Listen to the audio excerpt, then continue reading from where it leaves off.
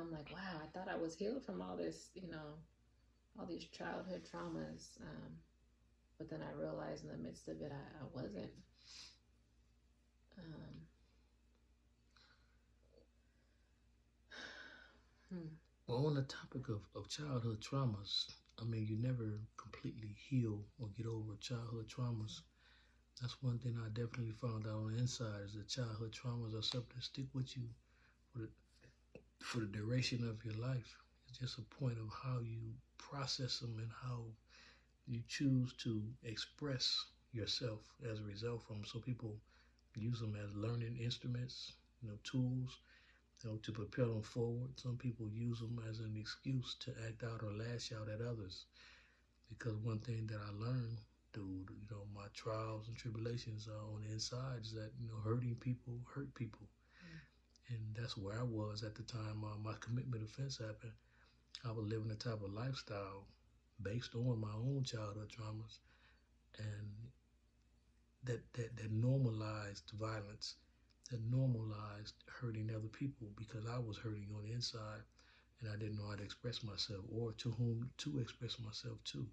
Had I even been capable of articulating what needed to be expressed at that point in time.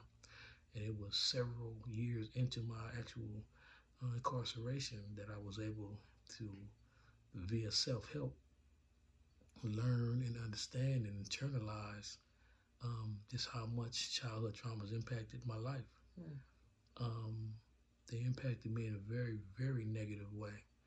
It derailed any hopes and dreams that I had because it sent me down a whole different path.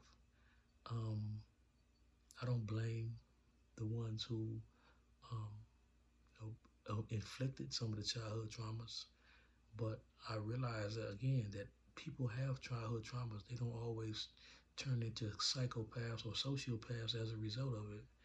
I turned into a sociopath, meaning I knew right from wrong, but I chose to do wrong opposed to doing what was right. I was antisocial opposed to being pro-social. But even back then, I wasn't able to understand the difference, the dynamics that was involved in that, the thinking, the logic, any of that. My whole thing was just trying to fit in. I was looking for acceptance on a social level. And as a result, I became who I became. Those closest to me know that I wasn't that person, but I was trying to, again, fit in, blend in, and then as a result, propel myself forward in a lifestyle that wasn't even cut out for me. I felt because I was never really that deeply emotionally invested in what I was doing. I was just doing it.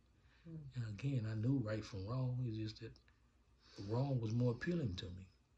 And as a result, and through the grace of God, I'm still here today to be able to express that and explain that and hopefully, show someone else or help someone else identify it a lot quicker than I did so that they don't, destroy them lives or decimate other lives as a result of some very, very bad decision making. Hmm. That's good advice, Dad. Well, for me, I feel like I use my childhood traumas as I guess setbacks. I feel like it hindered me from accomplishing more than I have so far. It's like I had all these ideas in my head, and I feel like, oh, I should be doing this, or I can be doing this, or I'm meant to be doing this. But because of fears and um, just things growing up where I feel like I couldn't do anything, it kind of crippled me. Where I felt like for years I was just stagnant. You know, um, yeah, I don't know. I just felt like I just couldn't get out of my head, for a lack of a better words, get out of my head and actually do something. Um, like I said, I have blamed you for a lot of things, for not being there, for not protecting me, from child abuse, things like that. Um, more specifically, childhood sexual abuse. When you experience something that young, it's traumatic, like you said. It's something that lives with you for the rest of your life. And it's like something for me, I always have to fight. I always have to fight my mind from going back there, to where I was as a vulnerable child, and empower myself to continue to move forward.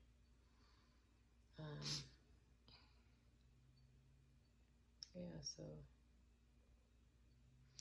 Well, I can definitely say, knowing where you are in your life, what you have accomplished to this point, I mean, you have overcome the odds, definitely, and I commend you for that.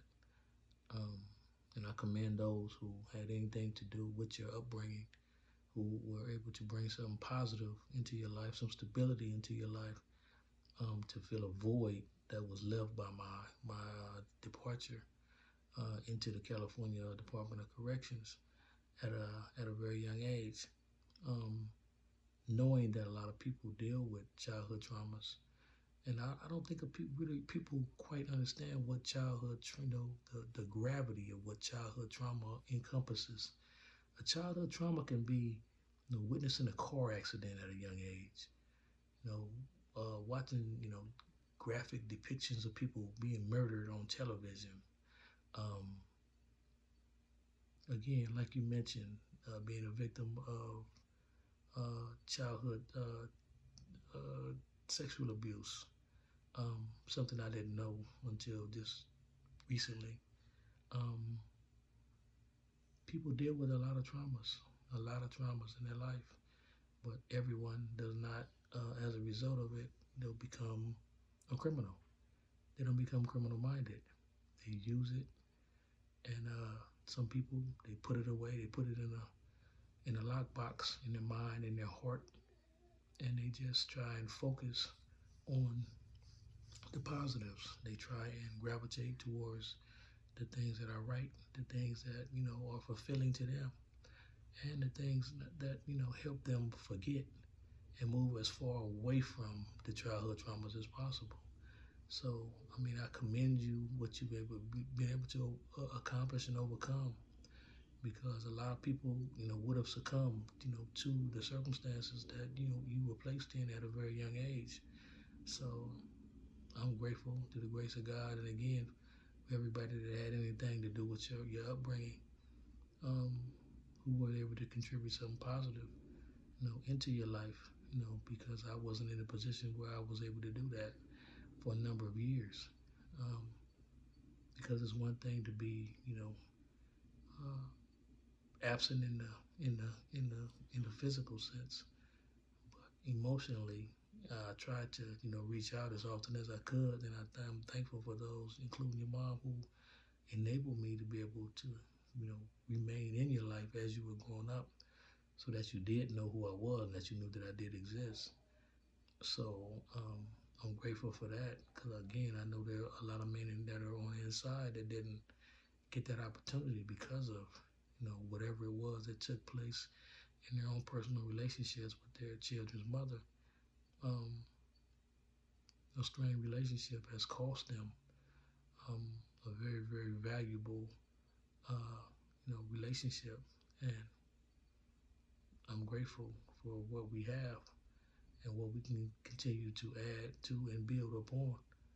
And I just look forward to continuing to have these conversations, because I think these conversations are not only helpful and meaningful for us, but they're helpful and meaningful to other people out in the world who have to deal with a lot of hard, tough issues.